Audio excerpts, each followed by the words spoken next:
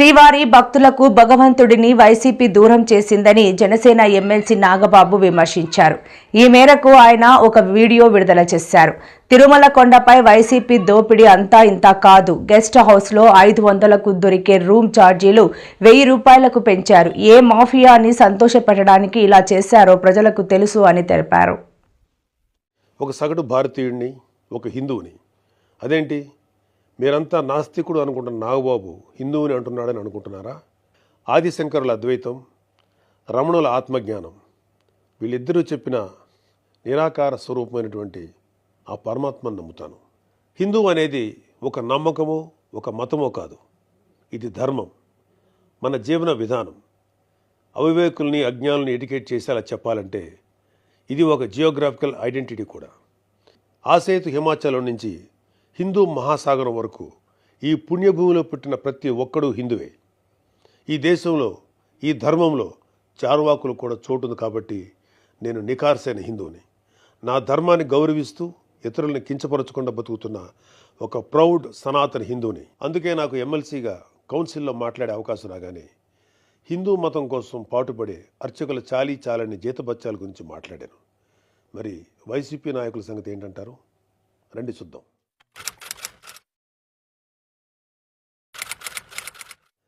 September 6, 2020 Antarvedi Shri Lakshmi Narasimhaswamy వారి రథం దగ్ధమైన రోజు.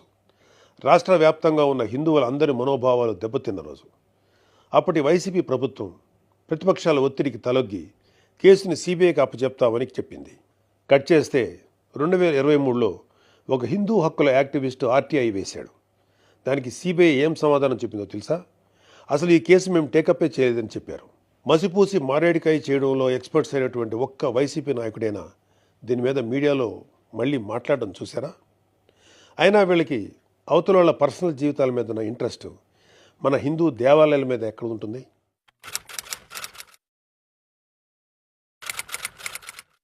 డిసెంబరు 2020 రామతీర్థం రాముడు మనకు ఒక దైవం.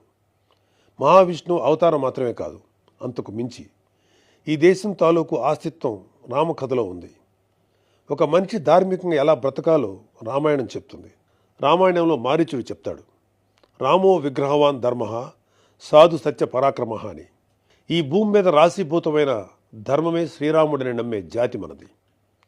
అలాంటి రాముడి శిరస్సును నరికినా పట్టించుకోని ప్రభుత్వం వైసీపీ ప్రభుత్వం. అప్పటి ప్రభుత్వం ఇన్వెస్టిగేషన్లో చూపించిన నిర్లక్ష్యం వల్ల దీని వెనుకున్న అసలు దోషులను శిక్షించలేక ఏదో నామకే వాస్తే కేసులు పెట్టి దీన్ని నీరు కార్చారు.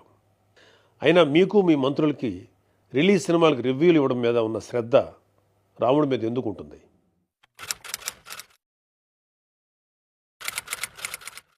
జనవరి 22, 2024 అయోధ్య రామమందిరం ఇనాగ్రేషన్ కొన్ని దశాబ్దాల సుదీర్ఘ న్యాయ పోరాటం తర్వాత, కొన్ని వందల మంది బలిదానాల తర్వాత హిందువులు కలల కన్నా రామమందిరం కల సాకారమైంది.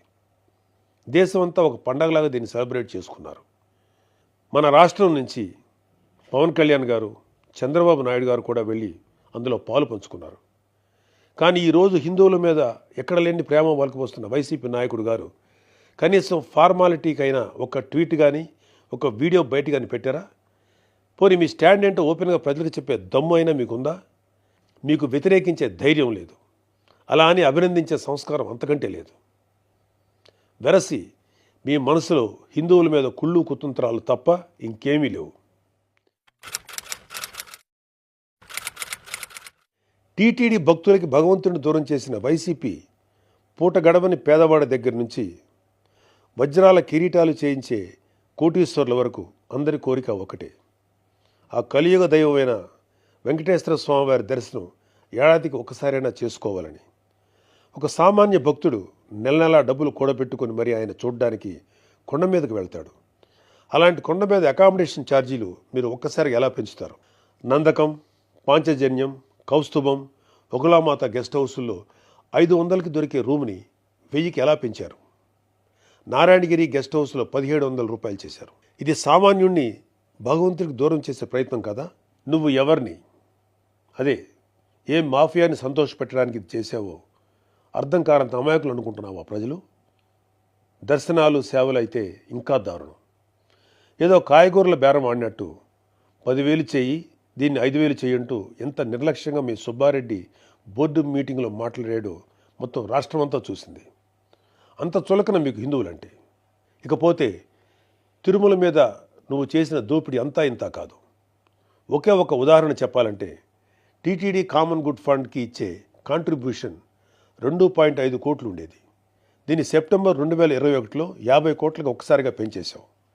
అసలు ఇక్కడే కాదు, ఎక్కడ కొండ కనపడినా గుండు కొట్టేయాలనుకోవడమేగా మన అలవాటు.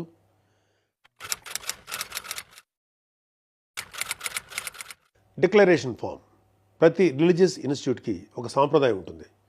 దాన్ని గౌరవించడం మన ధర్మం. యుధా రాజా తదా ప్రజ అంటారు. నాయకులే రూల్స్ ఫాలో కాకపోతే ఇంకా ప్రజలు ఏం ఫాలో అవుతారు? అయినా బాధ్యత గురించి వైసీపీకి చెప్పడం చెవిటోడి చెవిలో శంఖం ఊదినట్టే. పవన్ కళ్యాణ్ గారు ఆయన కూతురు పొలినాని తిరుమల తీసుకువెళ్ళినప్పుడు ఆ అమ్మాయి మైనర్ అయినా కూడా ఒక గార్డియన్గా ఆ అమ్మాయి తరఫున డిక్లరేషన్ ఇచ్చారు. పవన్ కళ్యాణ్ గారి సతీమణి అన్నాగారు కూడా డిక్లరేషన్ ఇచ్చారు. ఇంత ఎందుకు, ఈ దేశ రాష్ట్రపతి అబ్దుల్ కలాం గారు కూడా తిరుమలలో డిక్లరేషన్ ఫామ్ పైన సంతకం చేసి అక్కడి నుంచి సాంప్రదాయాన్ని గౌరవించారు. నువ్వు కలాం గారి కన్నా గొప్పోడివా? డిక్లరేషన్ ఇవ్వకుండా వెళ్ళటమే కాక మీ మంత్రి వచ్చి ఆడి అమ్మ మొగుడు కట్టాడా తిరుపతి గుడి అని అంటాడా? అలా తలపొగురు మాటలు మాట్లాడితేనే జనాలు 151లో మధ్యన 5 తీసేసి 11 ఇచ్చారు. అయినా నువ్వు ఏమైనా మారావా? లేదు. డిక్లరేషన్ అడిగారు అని తిరుమల పర్యటన క్యాన్సిల్ చేసుకున్న చరిత్ర ఉంది. అయినా సెక్యులర్ ప్లేస్కి రిలీజియస్ ప్లేస్కి తేడా తెలియని నిన్ను ఎడ్యుకేట్ చేయటం మా వల్ల కాదు. ఇక ఫైనల్గా మన కల్తీ నెయ్యి వ్యవహారం గురించి చెప్పాలి. పాపం ఈరోజు డోసు ఎక్కువైనట్లుంది, రేపు మాట్లాడు.